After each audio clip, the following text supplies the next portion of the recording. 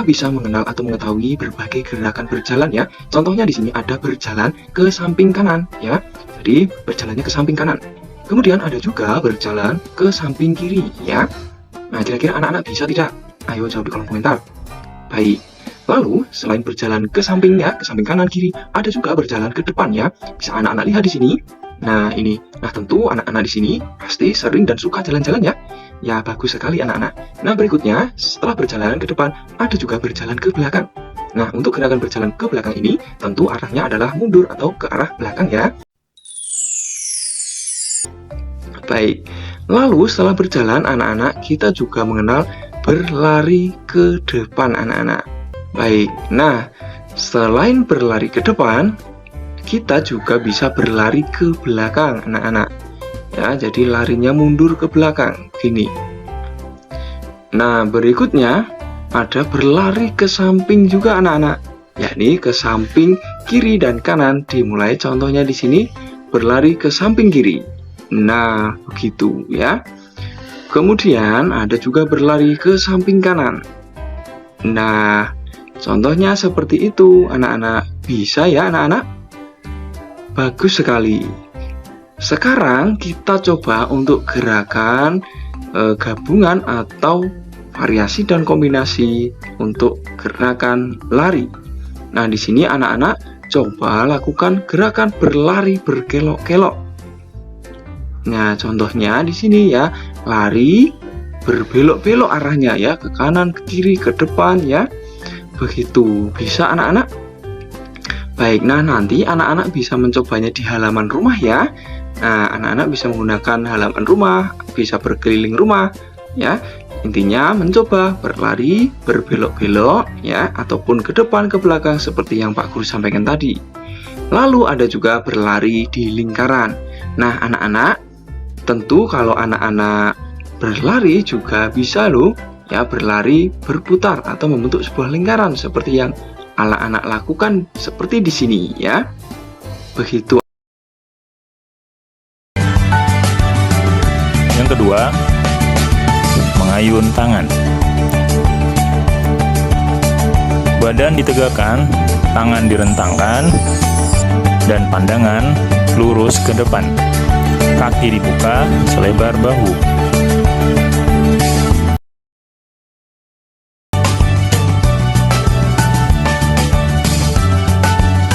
Yang kedua, gerakan membungkuk.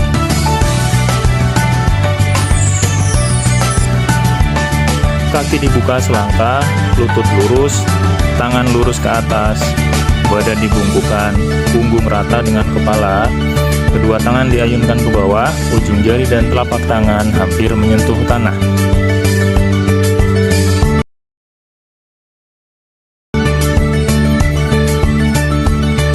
Selanjutnya, variasi gerak menekuk lutut. Yang pertama, berjalan jingkat. Simak gambar yang ada di video. Berjalan jingkat merupakan salah satu latihan keseimbangan. Gerakannya mula-mula berdiri tegak, pandangan ke depan dan tangan di samping badan. Lalu kaki kiri diangkat lalu ditekuk ke belakang.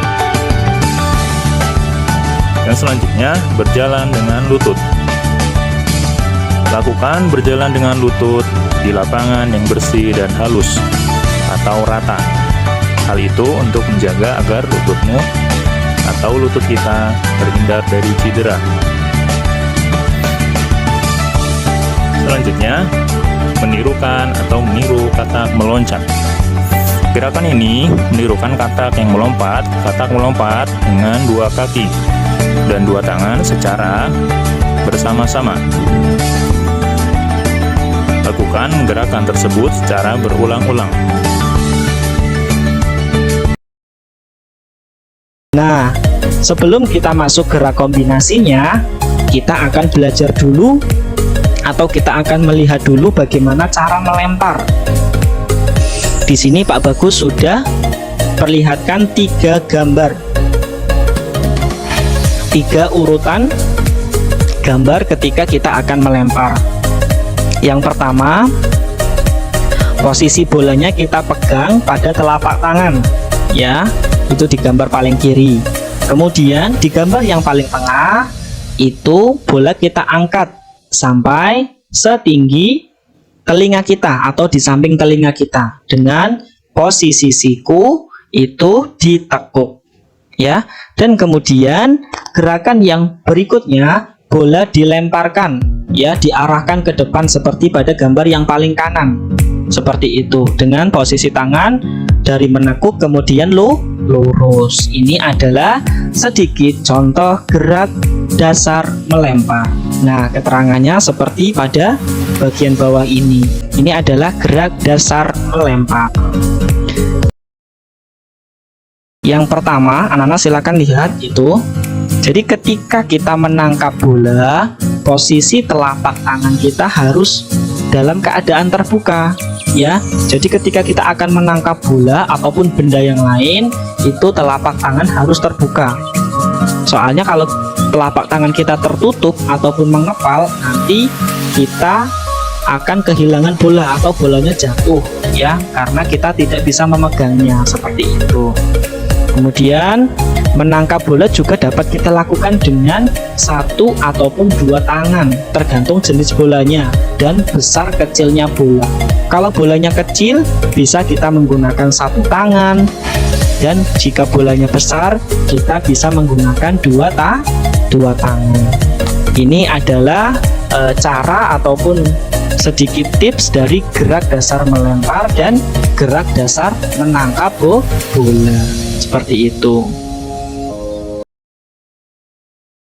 Teknik ataupun mengetahui cara menendang bola.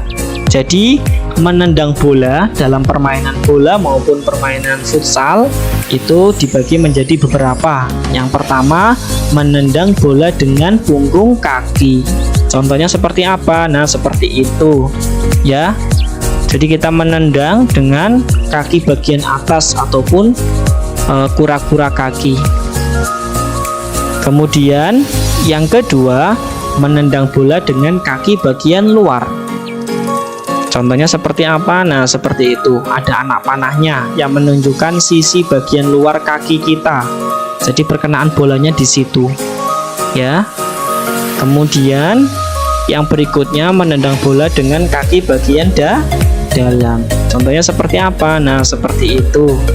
Ya, kebalikan dari menendang menggunakan kaki bagian luar. Ini adalah ketiga contoh menendang bola yang dapat kita lakukan ketika kita bermain bola ataupun bermain futsal seperti itu. Footnya adalah mengumpan menggunakan kaki bagian luar. Cara melakukannya adalah dimulai dengan sikap awal berdiri menghadap ke arah bola. Kemudian, kaki tumpu diletakkan di samping bola. Kedua lengan di samping badan agak terentang. Pergelangan kaki yang akan digunakan menendang diputar ke dalam dan dikunci. Kemudian, pandangan mata terpusat pada bola. Selanjutnya, bergerak dengan menarik ke belakang kaki yang akan digunakan untuk menendang. Lalu, diayunkan ke depan ke arah bola. Bersamaan dengan itu, kaki diputar ke arah dalam, dan perkenaan kaki tepat pada sisi dalam bola. Gerakan diakhiri dengan pemindahan berat badan ke depan mengikuti arah mengumpan.